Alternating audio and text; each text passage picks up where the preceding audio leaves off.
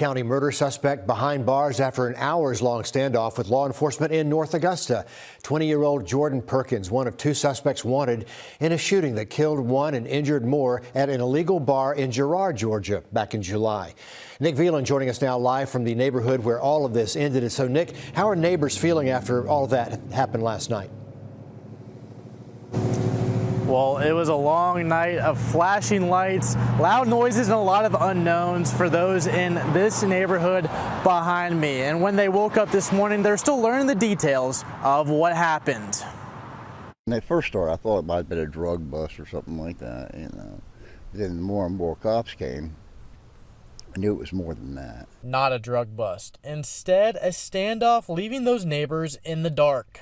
I thought, I really didn't know what to think. Police, SWAT, all going full throttle onto the scene. I saw all these lights, blue and red lights and stuff like that. And it was about 5 o'clock, and so I opened my door and looked out. Then more and more police vehicles came. A very large presence was seen. I didn't really get to count them, but I'd say probably about 15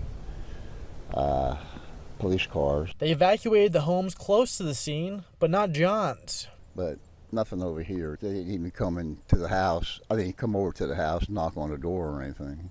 In his house, with so many unknowns, with a view right on what was going on. He says his mind wandered for the worse because of what he was able to see and hear. I heard somebody on a loudspeaker. Couldn't really tell what they were saying. Wrapping up after 11, with the suspect not being from the area, John still says he feels safe coming home. And as of now, Burke County tells us that they have not set a court date yet, as they have been able to find one of the two suspects from the shooting in July. All right, Nick, thanks for that update. And as for that second suspect he just mentioned that's on the run, the Burke County Sheriff's Office says there is still a $10,000 reward for information leading to the arrest of 22-year-old Jawandre Kelly. Authorities say he should be considered armed and dangerous.